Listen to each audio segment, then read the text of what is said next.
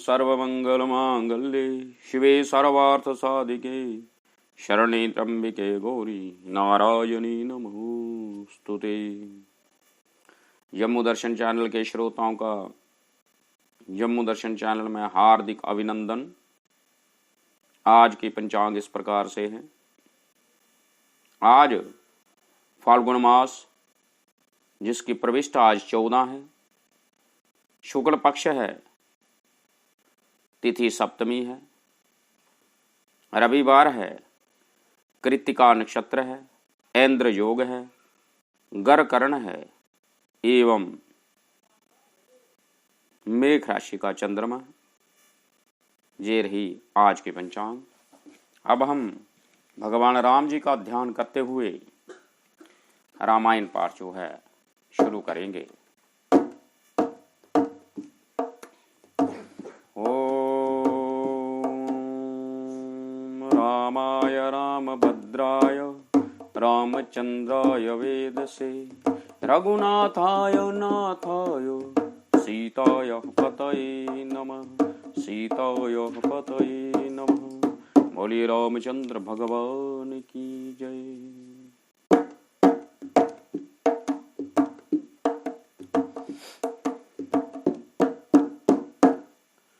Harrison मांगो सुंदरताई, होई जात गरुअति भाई।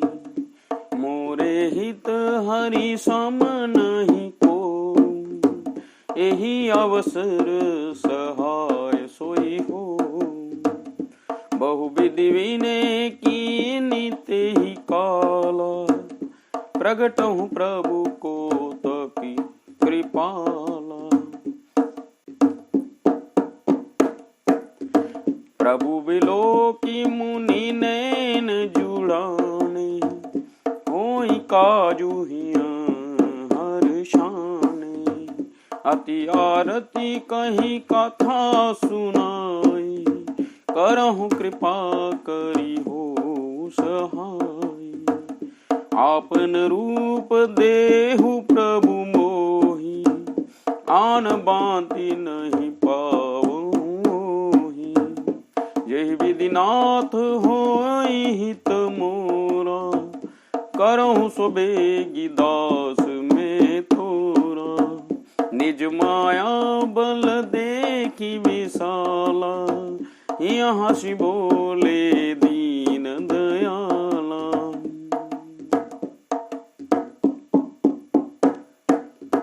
यही विधि होई परम हित, नारद सुनहु तुमार। सोई हम करब नयान कछु, बचन नामृषा मार। हो तुलसी बचन नामृषा मार। उपथ मांग रूज व्याकुल रोगी, वैद न देहि सुनो मुनि योगी।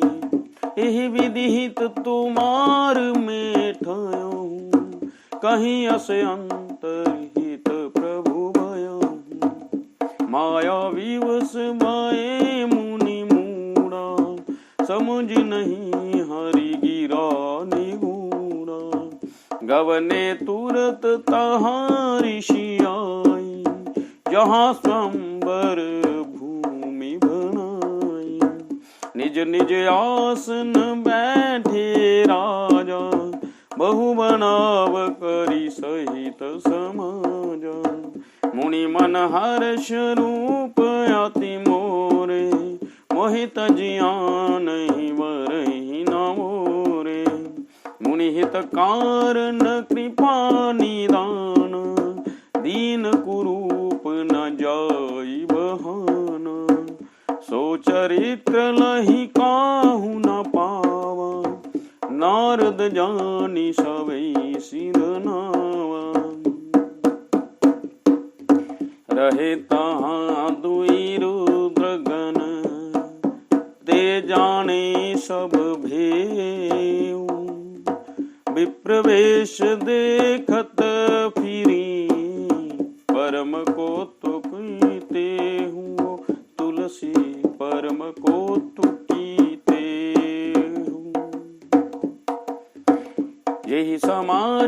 बैठे मुनि जाई, हृदय रूप अमृत अधिकाई। तह बैठे महेश गण दो, विप्र वेश गति लखई न को। करहि कोटि नारदहि सुनाई, नेकी दीनी हरि सुंदरताई। रिजहि राजकुमारी छवि देखी, इन्हि बरई हरि जानि विशेषी। मुनहि मोह मन हाथ पराए, हसई शंभु गण अति सचु पाए। यद्यपि सुनी मुनि अटपटी बानी, समझ न परै बुद्धि भ्रम सानी। काहू न लखा सो चरित विशेषा, सो स्वरूप नृप कन्या देखा। मरकट वदन भयंकर देहि, देखत हृदय क्रोध बातेहि। सखी संग ले कुमारी तब, चली जनु राजमराल।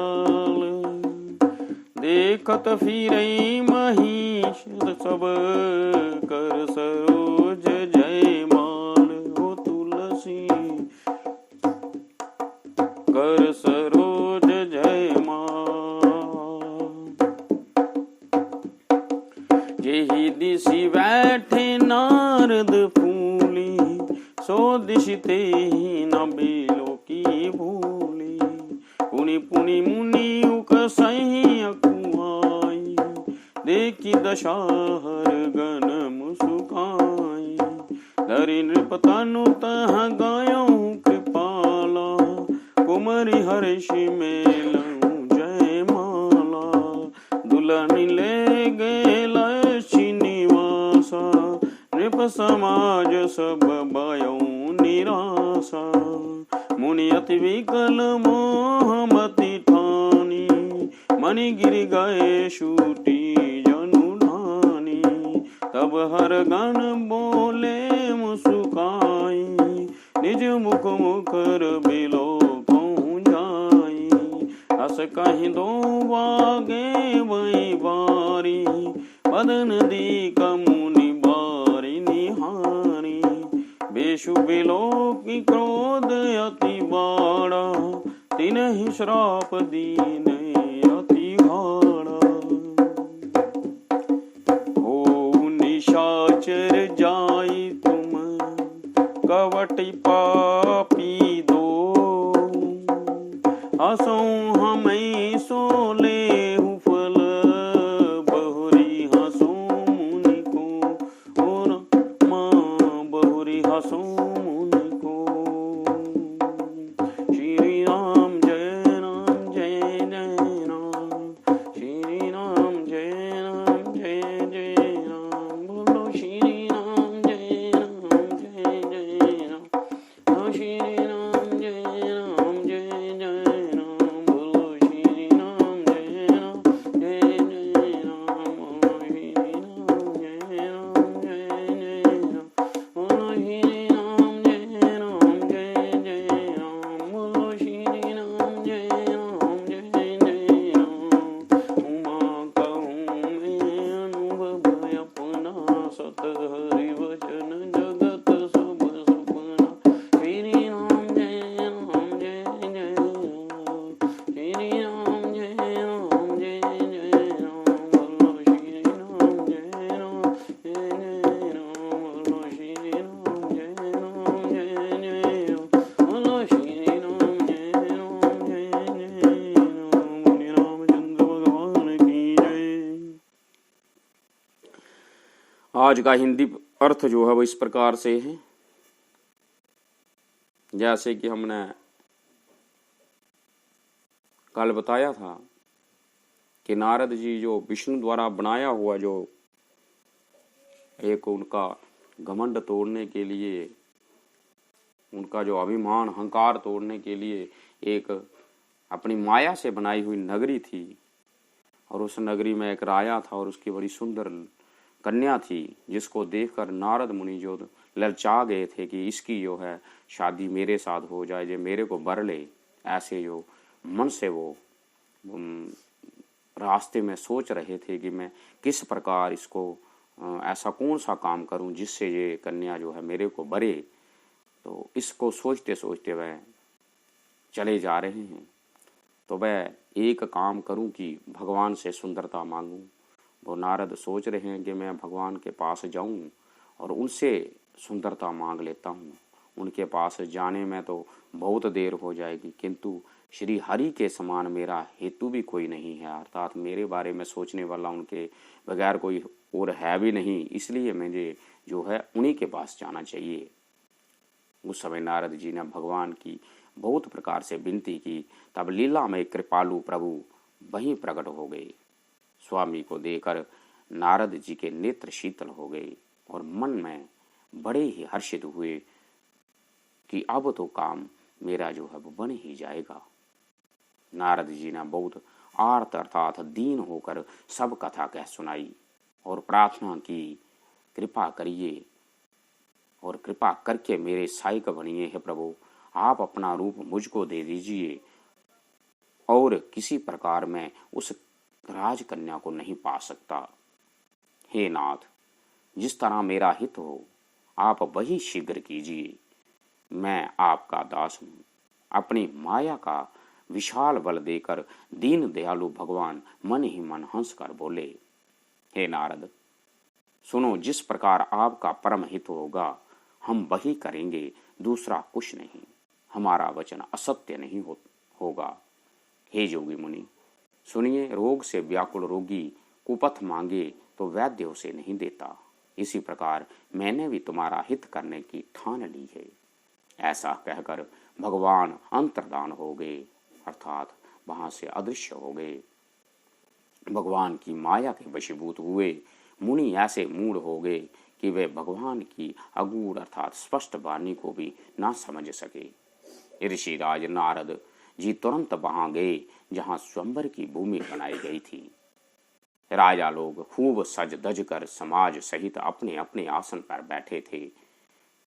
मुनि नारद मन ही मन प्रसन्न हो रहे थे कि मेरा रूप बड़ा सुंदर है, मुझे छोड़कर कन्या भूल कर भी दूसरे को नहीं बरेगी, अर्थात मुझे ही बरेगी।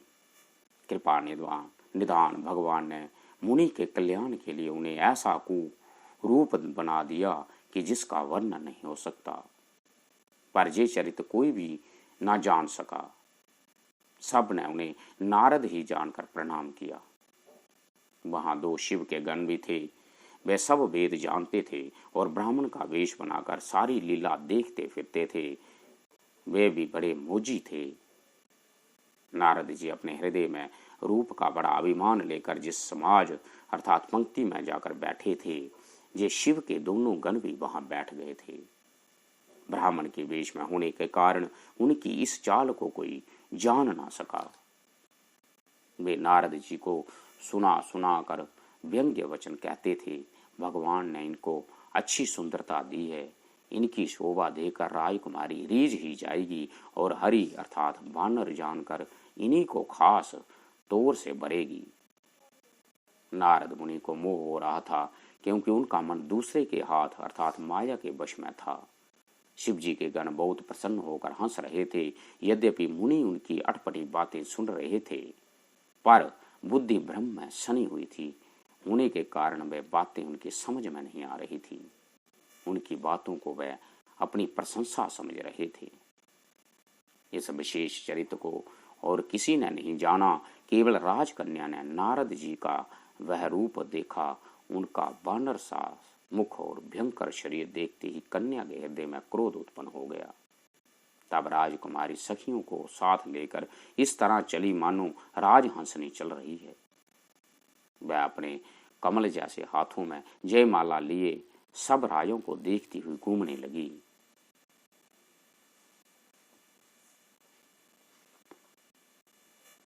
जिस ओर नारद जी रूप के गर्भ में फूले बैठे थे, उस ओर उसने भूल कर भी नहीं देखा।